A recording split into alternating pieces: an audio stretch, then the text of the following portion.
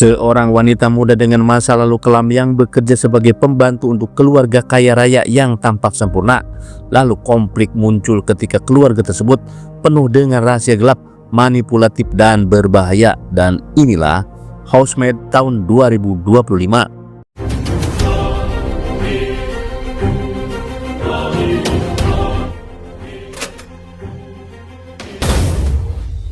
Cerita dimulai dengan seorang wanita cantik bernama Millie yang sedang mengendarai mobilnya menuju ke sebuah rumah di mana Millie ini mendapat panggilan kerja sebagai asisten rumah tangga di rumah itu.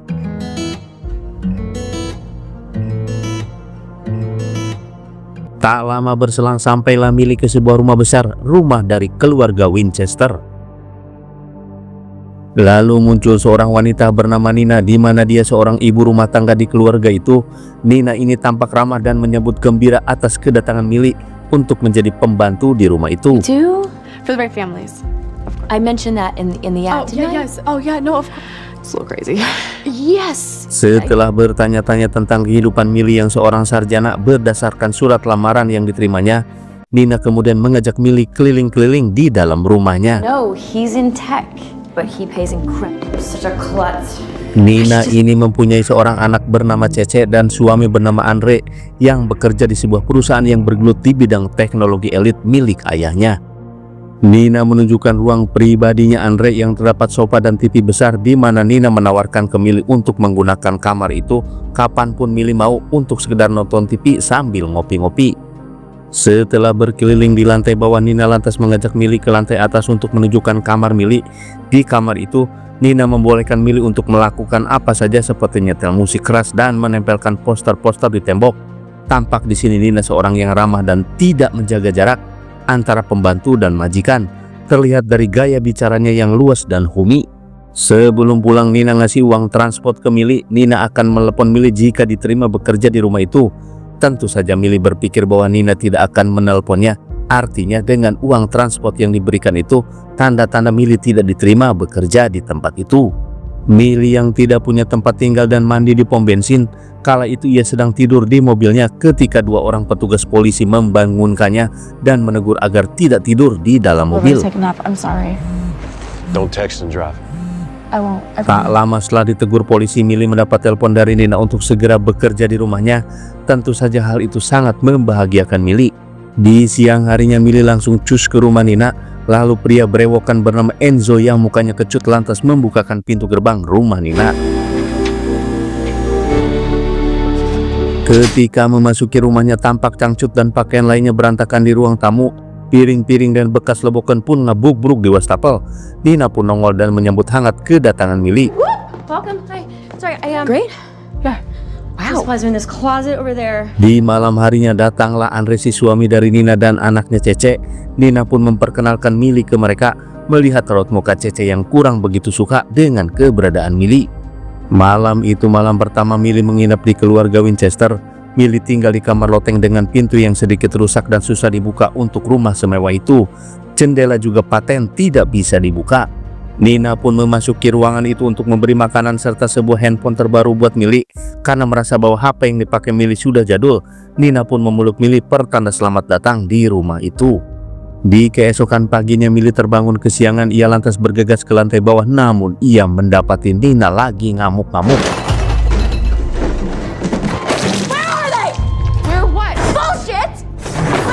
What's going on? Nina menuduh Millie telah menghilangkan berkas-berkas tulisan tangannya semalam, padahal Millie tidak tahu apa-apa tentang berkas tersebut. Nina yang ngamuk diredakan oleh Andre dengan beberapa cipokan.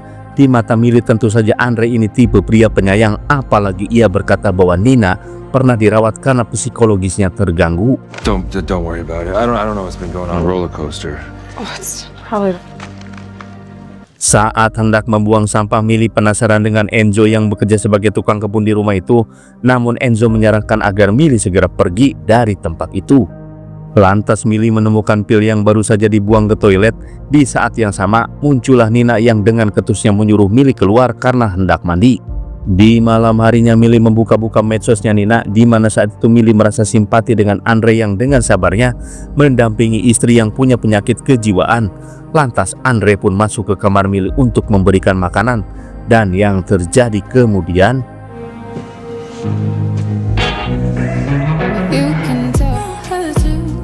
dan itu hanya mimpi dari Millie saja. Di ruang tamu, Nina berpesan kepada Millie bahwa Andre suka berpura-pura menyukai masakan pembantunya, padahal Andre tidak menyukainya, dan berharap Millie tidak GR saat Andre memujinya. He pretends to like everything I make him, even if that's a lot of bacon Di milk. keesokan harinya, tepat di hari Sabtu sesuai perjanjian di awal bahwa Millie boleh berlibur, namun saat hendak keluar Nina melarangnya untuk keluar dan tetap beres-beres rumah. Untung saja ada Andre yang membolehkan untuk Millie keluar. Go, take your time. Have fun. Thanks.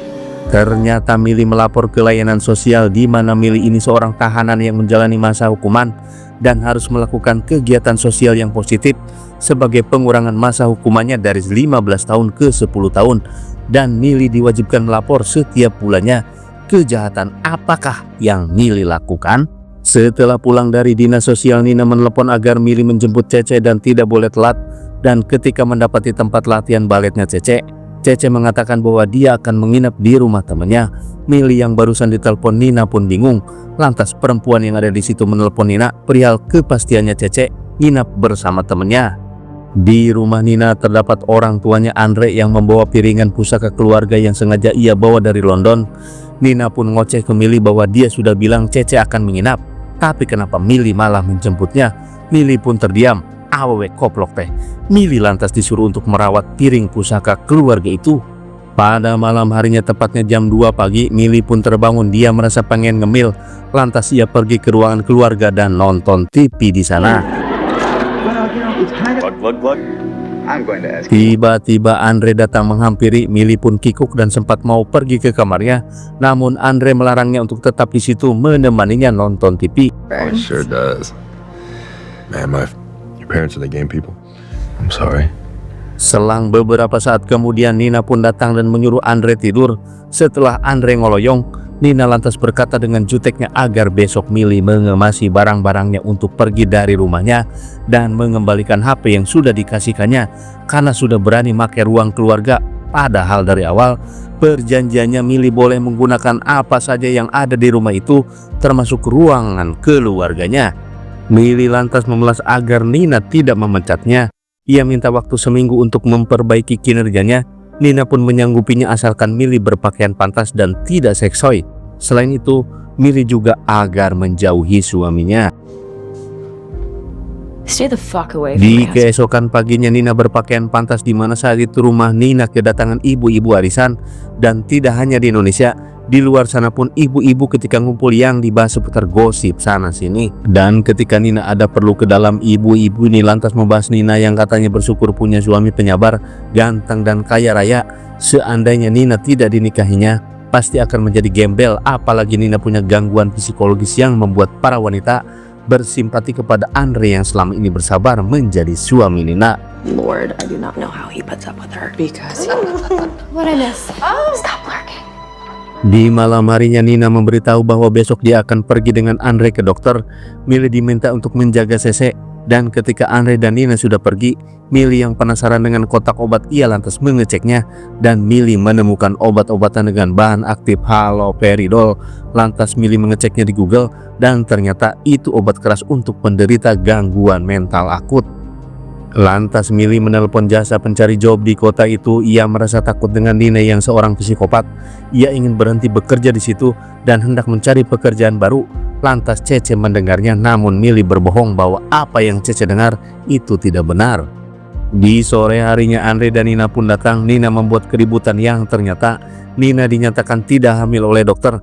Padahal Andre sangat menginginkan anak yang banyak dari Nina, dan Cece sebenarnya bukan anak kandung dari Andre, hingga Andre berambisi untuk punya anak hasil buatannya sendiri.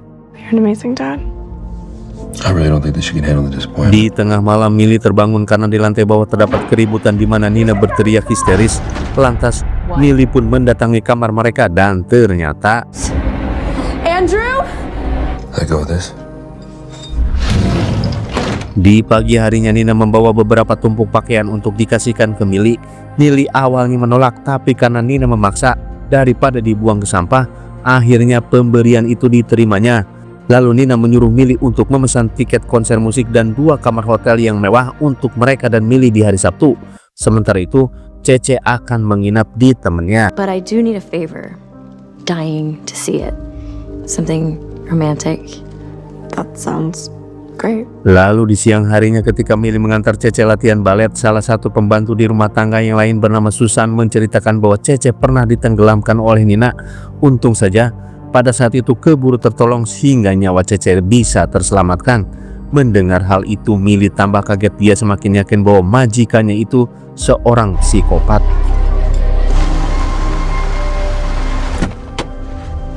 Lalu saat kembali ke rumah, Millie yang penasaran tentang keluarga itu kembali menanyakan ke Enzo. Namun Nina keburu muncul dan mengusir Enzo. Nina mengatakan Millie tidak punya hak untuk ngobrol dengan Enzo. Lalu Nina menunjukkan tiket musik dan reservasi hotel yang dipesan Millie. Dia marah kenapa Millie sampai memesannya. Millie pun gedek dengan wanita koplok itu karena baru kemarin Nina menyuruh Millie untuk memesan tiket itu. Berhubung tiket itu tidak bisa dikembalikan dan ditukar dengan uang kembali, Nina mengancam akan memotong gaji Millie. Millie pun memelas karena tabungannya pun tidak lebih gede untuk mengganti uang pemesanan tiket konser dan hotel tersebut. Tak berselang lama, Andre pun datang dan merayu Nina untuk tidak terlalu meributkan.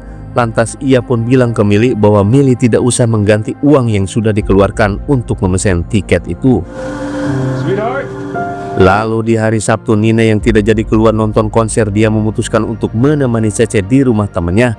Dan di rumah itu menyisakan Andre dan Millie saja. Mereka pun tambah akrab saja. Bahkan Andre mengajak untuk nonton musik dan memakai kamar hotel yang sudah dipesan oleh Millie.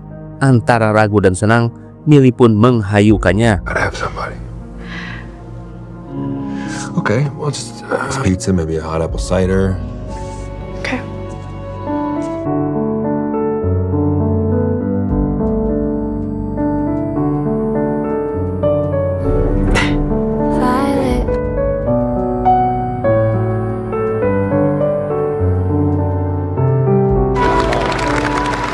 Saat konser musik selesai, mereka pun lantas memesan makanan dan ngobrolin sesuatu yang lebih intim lagi sampai berakhir di lantai dansa.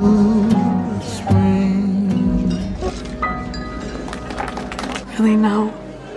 Akhirnya sesuatu yang kita tunggu di film ini pun tiba. Andre mengajak Millie untuk tidur di hotel yang sudah mereka pesan. Millie pun meminjam charger ke petugas hotel karena HP-nya mati.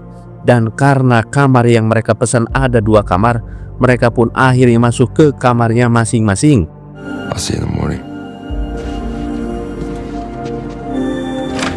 Tapi sesaat kemudian ketika Millie menghidupkan kembali HP-nya, tiba-tiba saja muncul notifikasi panggilan tidak terjawab dari Nina dan pesan yang mengatakan Nina dipecat. Sontak saja itu membuat Millie shock. Ia lantas menggedor kamar Andre dan menunjukkan pesan dari Nina. Andre pun menjawab santai, ia akan membereskan masalah itu dengan Nina. Dan yang terjadi kemudian, Andre menenangkan Millie dengan cara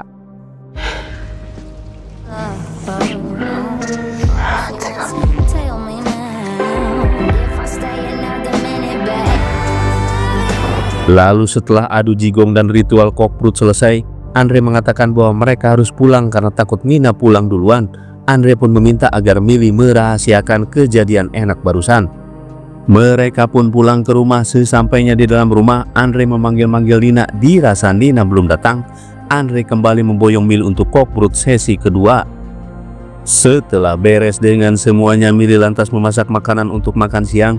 Disitulah Nina datang. Ia lantas meminta maaf kepada Millie terkait pesan yang ia kirimkan semalam. Lalu ketika makan bersama, Nina sudah mulai sensi.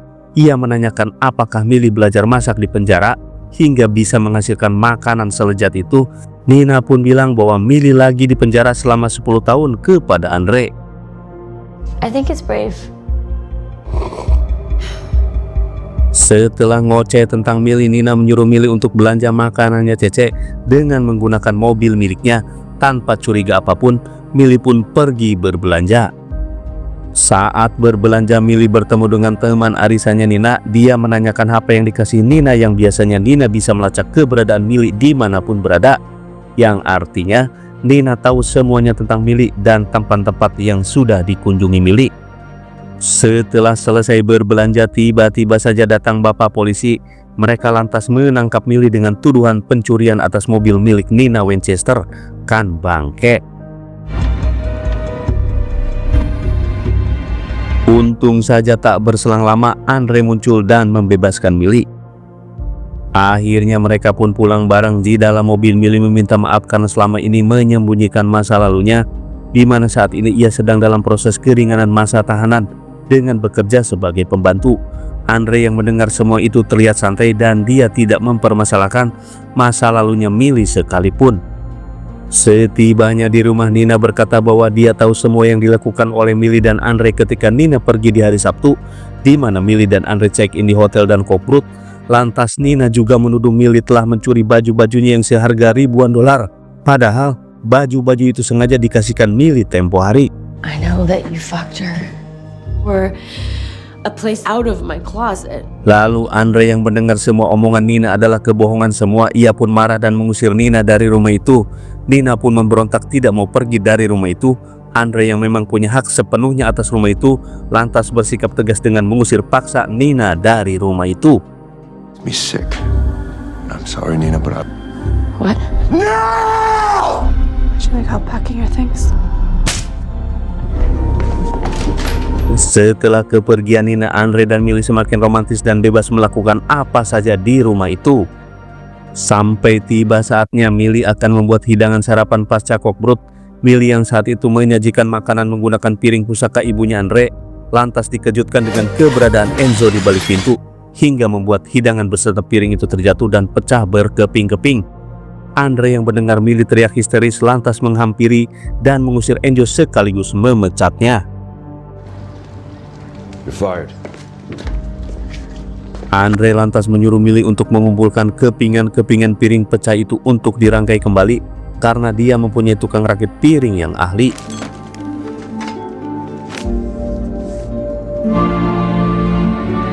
Millie pun merasa bahagia tinggal di rumah mewah itu dengan pria bijak kaya raya dan ganteng yang sekarang menjadi miliknya. Di sore harinya Andre pun datang dengan membawa sebotol ciu. Sejenak dia berhenti melihat bungkusan yang berisi piring-piring pecah. Andre pun protes karena piring-piringnya masih kotor. Millie lantas berkata kalau dia takut terluka membersihkan kotoran di piring itu. Lantas Andre memboyong Millie ke kamar loteng untuk nenggak ciu dan Cockbrook di sana. Cheers. Cheers. What do you think? Millie yang mulai siuman dari tidur pulasnya, ia pun merasa kaget karena Andre dan barang-barang yang ada di kamar itu sudah raib. Millie pun berteriak karena pintu kamarnya dikunci dari luar.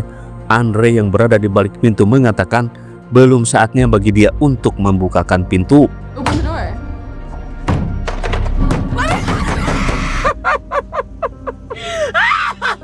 Oh my god, let's get the hell out. Scene beralih ke Nina yang frustasi. Dia pun menghibur diri dengan menyewa kamar hotel, joget-joget dan abok di sana. Either way, I needed you. Expect from a girl whose parents died. Lalu film pun menceritakan masa kecilnya Nina, di mana nenek ini seorang yatim piatu yang orang tuanya meninggoy karena kebakaran yang merenggutnya. Hidup terus berlanjut sampai Nina kuliah di sebuah perguruan tinggi dan berkenalan dengan seorang dosen sampai Nina hamil. Lantas lahirlah Cece dan dosen itu menelantarkannya. Hari-hari berlalu hingga Nina bekerja di sebuah perusahaan dengan membawa Cece ikut serta pada saat itu masih bayi. Itulah awal pertemuan Nina dengan Andre. Dengan pesona tampan dan kaya raya, tak sanggup buat Nina untuk menolak lamaran Andre. Humble, handsome, a million. Well, of course, your daughter could come with us. A knight in shining armor. Sampai Nina akhirnya tinggal di rumah itu. Pas ketika itu Andre melihat uban di rambut Nina. Satu hal yang belum dipahami Nina bahwa pasangannya ini seorang perfeksionis yang kopet. Sampai suatu hari Nina disuruh mengambil sesuatu di kamar loteng, dan ketika Nina sudah masuk ruangan, Andre menguncinya dari luar.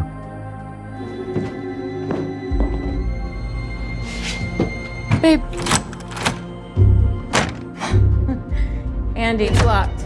Pada saat itu Andre mengurung Nina seharian dengan berbekal 3 botol minuman saja, dan Nina harus mencabut 100 helai rambut dengan akarnya sebagai hukuman atas rambut Nina yang ubanan. Andre menaruh amplop di bawah pintu sebagai tempat 100 helai rambut Nina yang dicabut.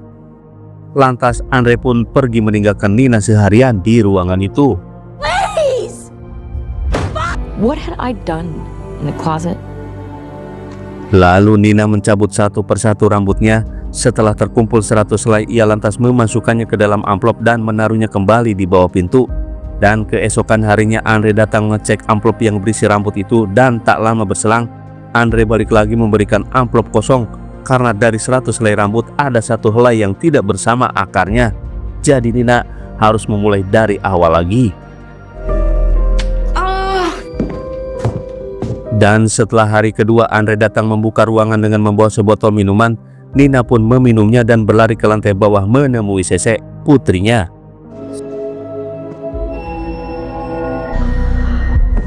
Di depan Cece, Nina pun linglung karena efek minuman yang dikasih Andre dan ia pun pingsan. Sampai saatnya terbangun, Cece sudah berada di bak mandi dan hampir tenggelam tepat saat kepolisian datang menyelamatkan Cece dan menangkap Nina karena menenggelamkan bocil dan upaya bundir menelan sebotol pil. That I had swallowed a bottle of pills and Nina pun ditahan 9 bulan atas tuduhan tersebut dan demi sang anak Nina pun rela tinggal dengan Andre dan seberapa keras dia membuktikan bahwa dia adalah seorang istri yang bahagia dan sempurna. Tapi di sisi lain Andre telah mengecap Nina seorang yang mempunyai gangguan jiwa kepada rekan-rekan dan koleganya. Dan pada kesimpulannya Andre mendapatkan cap seorang suami penyabar yang disegani banyak wanita.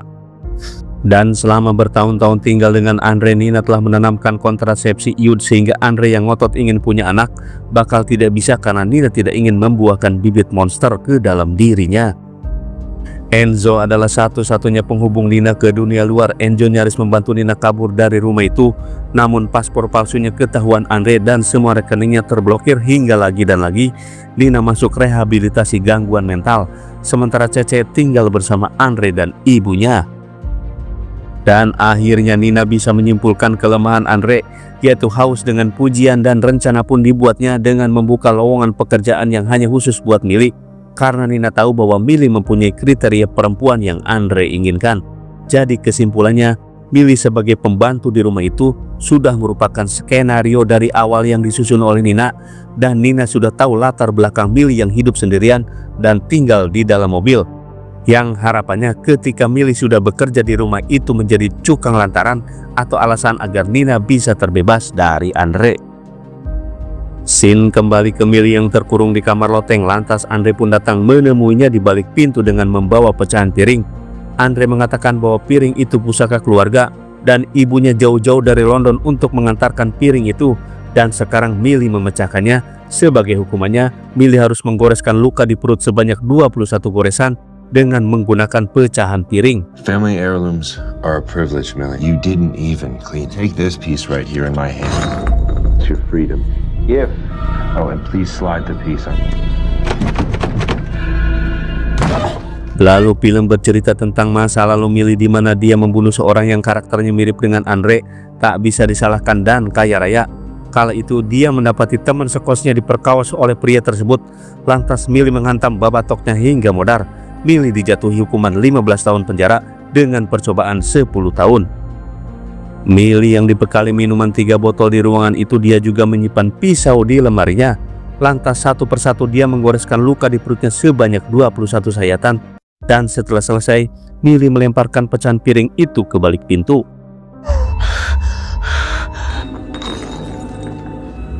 Scene beralih ke Nina yang sedang makan bersama Cece. Nina mengajak Cece untuk pindah ke suatu tempat yang jauh.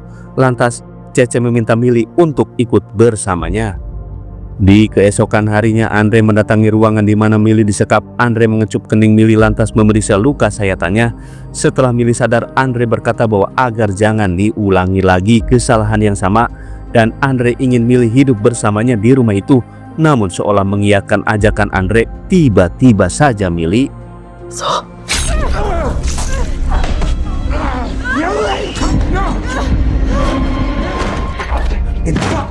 dan sekarang giliran Andre yang disekap di kamar itu. Millie lantas memperlakukan Andre seperti Andre memperlakukannya di hari kemarin. Dengan sebuah HP milik Andre, Millie dapat mengawasi gerak-gerik Andre di dalam kamar.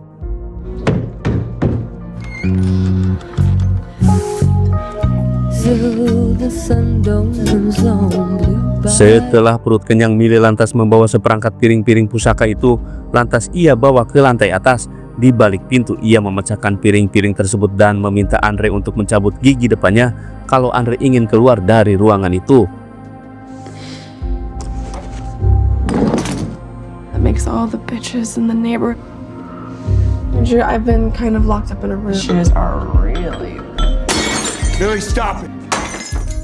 It's Millie, stop it right now! Okay, Millie, stop.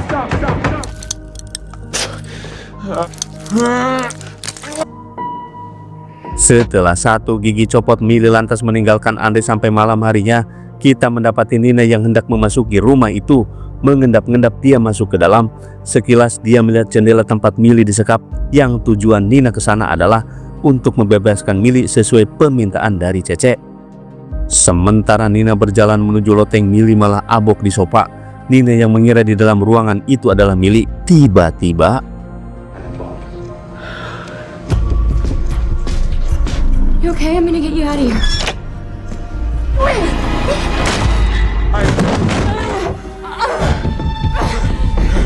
are you gonna do, Millie? ya, sesaat setelah menghantam Andre, Millie lantas bergegas ke belakang rumah menemui Nina. Lalu ketika Andre menghampiri Nina dan berkata bahwa dia ingin melanjutkan hidup dengan Nina dan melupakan apa yang telah terjadi, Nina yang sudah gedek kemudian, I mean, you're still just cute. And I just tried out there. You can't. Sweetheart. To get a little tiny semblance of affection. You fucking monster. Pleasure's all mine.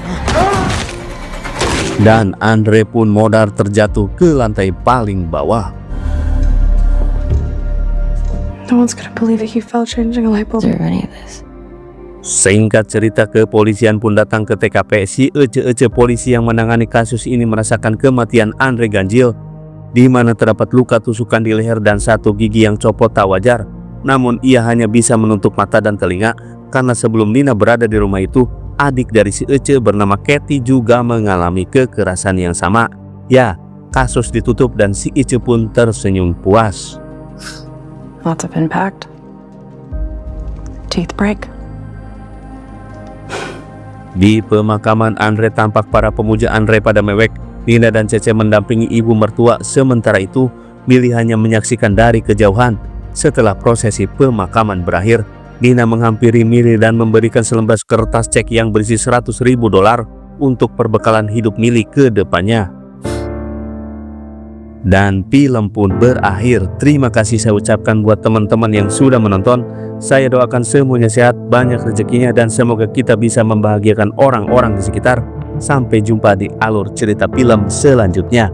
Bye-bye.